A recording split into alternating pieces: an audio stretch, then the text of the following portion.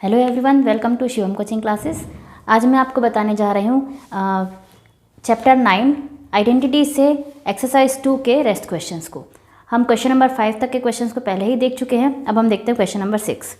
देखिए question number 6 है, Ram has a square field, the length of side of a square is x metre, the he left 5 meter wide space along length and width of the field for a path. What is the remaining area? तो यहाँ पर राम के पास एक square shaped field है, ये कहा जा रहा है। उस स्क्वायर शेप्ड फील्ड की हमें लेंथ या ब्रेड्थ नहीं बताई गई है, इसे हमें x बताया गया है। हमें बताया गया कि इसे उसके पास एक स्क्वायर फील्ड है ना। तो यहाँ पर उस स्क्वायर फील्ड की साइड x मीटर है, ये कहा गया है। तो हमें साइड को x मीटर ही लेना है, उसके ऑल साइड्स x मीटर ही होंगे क्योंकि स्क्वायर के हर साइड्स इक्वल होते हैं। ठीक है, अब यहाँ पर लेंथ और वाइड्थ में 5 मीटर का उसने रास्ता छोड़ा है अपने आने जाने के लिए। तो यहाँ पर लेंथ में भी 5 मीटर और वाइड्थ में भी 5 मीटर का रास्ता छोड़ा गया है। अब हमें ये बताना है कि उसका जो रास्ता छोड़ने के बाद जो बाकी का बचा हिस्सा है उसका एरिया क्या होगा। तो आइए देखते हैं हम यहाँ पर रिमेनिंग पार्ट का एरिया कैसे फाइंड करते हैं। देखिए यहाँ पर हमारे पास जो फील्ड है, इसके लिए हम पहले एक डायग्राम बना लेते हैं। ये है हमारे पास फील्ड जो हमें बुक में दिया हुआ है, इसका डायग्राम है ना, इससे हम समझ भी लेंगे थोड़ा। इसकी लेंथ है यहाँ से यहाँ तक टोटल x मीटर, सभी साइड्स में ये x मीटर है इधर। देन यहाँ पर ये लेंथ है 5 मीटर, कहाँ से, यहाँ से सिर्फ यहाँ तक। वैसे ही यहाँ पर से यहाँ तक भी 5 मीटर है इसकी लेंथ। ठीक है, तो ये वाला जो पथ है यहाँ से लेके यहाँ तक छोड़ा गया है आने जाने के लिए, हमें इस पार्ट का एरिया फाइंड करना है। ठीक है, अब हम देखते हैं कि राम के पास जो टोटल फील्ड है उसका एरिया पहले हम निकालते हैं कितना होगा। हमें यहाँ पर क्या करना चाहिए, हमें टोटल पूरे फील्ड का एरिया निकालकर, इस पथ का एरिया निकालकर उसमें से उसे हम माइनस करेंगे। लेकिन उसे हम समझते हैं, आइए, एरिया ऑफ फील्ड। यहाँ पर स्क्वायर शेप्ड फील्ड हम लिखेंगे, square field is equal to L square, या इसे हम A स्क्वायर लिखते हैं ना। Area of square is equal to A square, किसी भी साइड का स्क्वायर। तो यहाँ पर एरिया हो जाएगा हमारा x का square metre, x square metre, या x मीटर स्क्वायर भी हम लिखते हैं। ठीक है, तो यहाँ पर x स्क्वायर मीटर हो गया, ये हुआ हमारे पूरे एरिया, पूरे फील्ड का एरिया। ठीक, अब हम इस पथ का एरिया निकालते हैं, एरिया ऑफ पथ। तो देखिए अब यहाँ पर ये फील्ड तो स्क्वायर शेप्ड है, बट ये पथ भी स्क्वायर शेप्ड है क्या? नहीं, ये रेक्टेंगुलर शेप्ड है। ये यहाँ से यहाँ तक रेक्टेंगुलर है और यहाँ से यहाँ तक भी रेक्टेंगुलर है। तो हम यहाँ पर देखिए, यहाँ तक का हम एरिया लेंगे तो यहाँ पर वाइड तो हुई 5 मीटर और लेंथ कितनी हुई, x मीटर हुई। तो हम इसका एरिया निकालते हैं, area of rectangle is equal to L into B होता है। तो लेंथ यहाँ पर हम लेंगे x इंटू ब्रेथ लेंगे हम 5, ये हो जाएगा कितना, 5x। ठीक है, अब हम वैसे ही दूसरे साइड का लेते हैं, तो दूसरे साइड के लिए भी हम पूरा यहाँ से यहाँ तक लेंगे, यहाँ से लेकर यहाँ तक, तो वो भी हो जाएगा 5 इंटू ये 5 इंटू x। ठीक है, तो सेकेंड पथ का भी हम या तो यहाँ पर अलग से एक बार और निकाल सकते हैं या फिर इसी को हम मल्टीप्लाई 2 कर सकते हैं।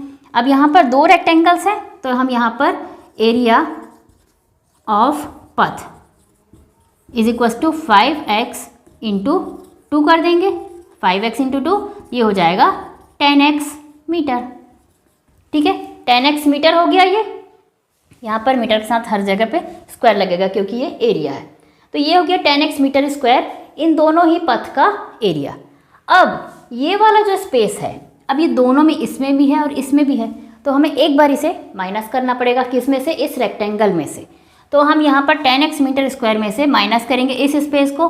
तो यहाँ पर देखिए, ये भी देखिए स्क्वायर शेप्ड है, ये भले रेक्टेंगल है लेकिन ये जो है स्क्वायर शेप्ड है, जिसकी लेंथ कितनी है, 5 इधर है क्योंकि ये वाला 5 है तो यहाँ तक भी 5, और ये वाला 5 है इसलिए यहाँ तक भी 5, इधर भी 5, इधर भी 5। तो यहाँ पर इसका स्क्वायर कितना होगा, 5 इंटू 5, 25 मीटर स्क्वायर होगा।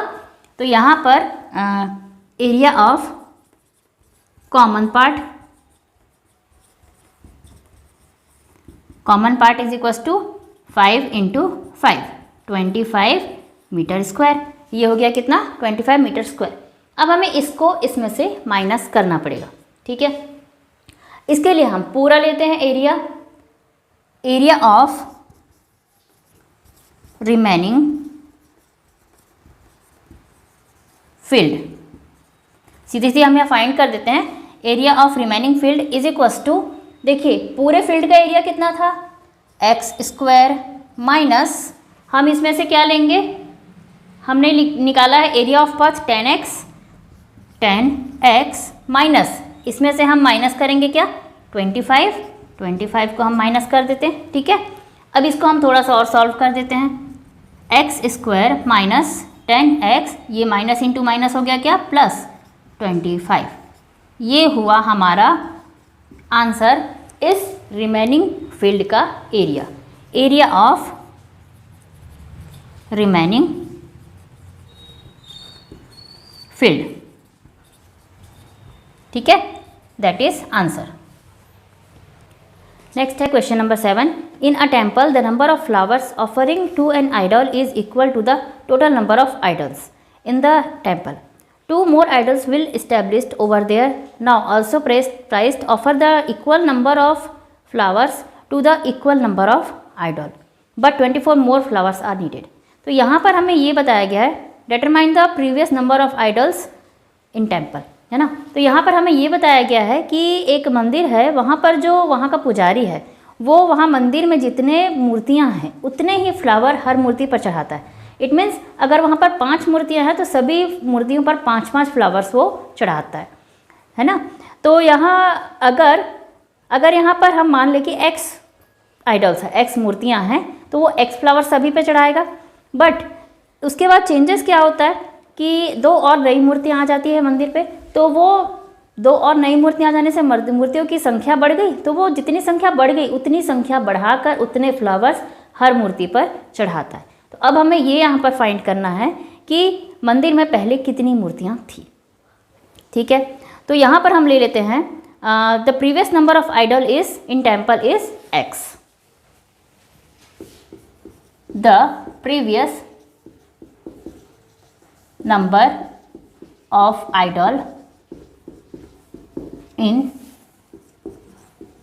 टेम्पल इज x, ठीक है। तो अगर x आइडल्स है तो उस पर कितने फ्लावर्स चढ़ाए जाएंगे? x flowers. The flowers needed is equals to x. x flowers की आवश्यकता होगी, तो टोटल कितने फ्लावर्स हुए? Total flowers is equals to x into x. x मूर्तियों पर x फ्लावर्स चढ़ाए जाएंगे. It means x square flowers. Is it clear? तो यहाँ पर x मूर्तियों पर x फ्लावर्स चढ़ाए जाएंगे तो होगा टोटल x स्क्वायर फ्लावर्स, ठीक है। अब सेकंड कंडीशन में अगर कंडीशन चेंज होती है, 2 और नई मूर्तियाँ आती हैं मंदिर पे, तो यहाँ पर if 2 more idols are there, ठीक है। तो नंबर ऑफ आइडल्स क्या हो जाएंगे? Number of idols is equal to x पहले थे प्लस हो जाएंगे 2x प्लस 2, ठीक है। अब कितने फ्लावर्स चढ़ाए जाएंगे? अब फिर x प्लस 2 फ्लावर्स चढ़ाए जाएंगे. Flowers needed is equal to x plus 2.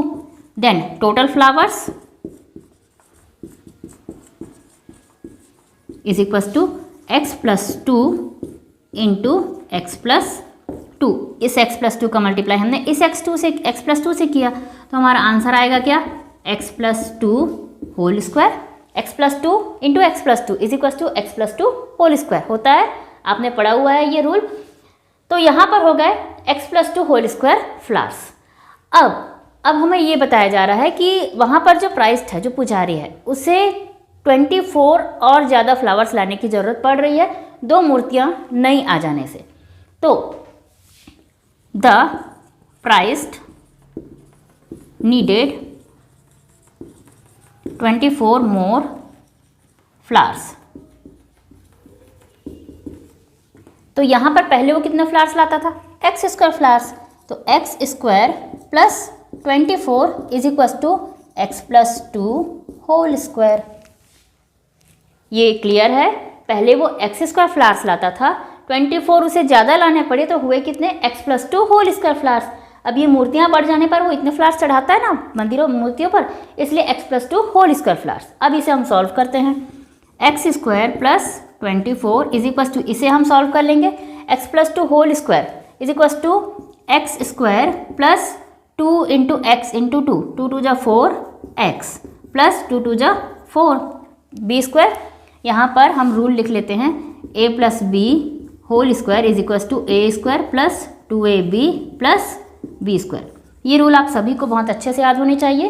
X square A square हुआ इसलिए X square plus 2ab 2 into A into B, तो 2 इंटू एक्स इंटू 2, 2 2 जा 4 एक्स प्लस बी स्क्वायर मतलब 2 का स्क्वायर 4 हो जाएगा।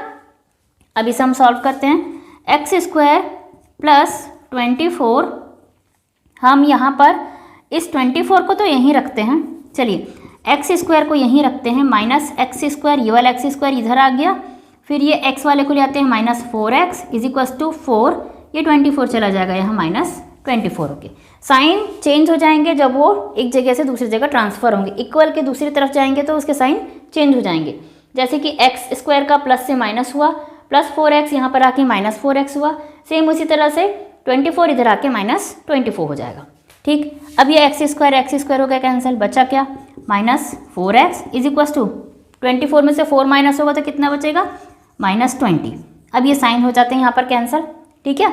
अब 4x इज इक्वल टू 20, तो यहाँ पर 4x इज इक्वल टू 20, तो x की वैल्यू हो जाएगी 20/4, x इज इक्वल टू 5, 4 5 जा 20।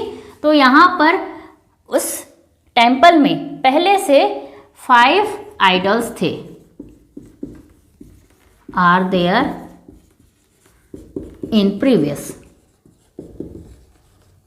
क्योंकि हमने x क्या लिया हुआ है, the previous number of idols in temple is x, तो यहाँ पर x की वैल्यू आई 5, इसलिए 5 आइडल्स वहाँ पर टेम्पल में पहले से थे, तो यहाँ पर आपका आंसर होगा 5।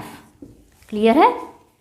Question number 8 is area of the rectangular field is x square minus 25 metre square, if the length of the field is x plus 5, find the width of the rectangular field. तो यहाँ पर हम लिखते हैं area of rectangular field is equals to, कितना दिया हुआ है, x square minus 25, x square minus 25 metre square, ठीक है। अब लेंथ दी हुई है, length of field is equals to x plus 5 metre, यहाँ पर यूनिट नहीं दिया हुआ है लेकिन ये मीटर ही होगा, x प्लस 5 है इसकी लेंथ। अब हमें वाइड्थ को फाइंड करना है, तो एरिया ऑफ रेक्टेंगल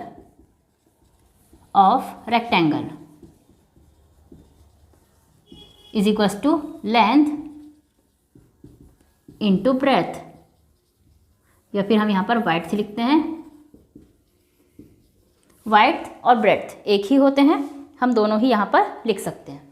तो यहाँ पर एरिया ऑफ रेक्टेंगल कितना दिया हुआ है, x square minus 25 is equal to length दी हुई है एक्स प्लस 5 इंटू हम वाइड्थ को लिख लेते हैं वाइड्थ, जिसे हम आगे डब्ल्यू भी लिख सकते हैं, ठीक है।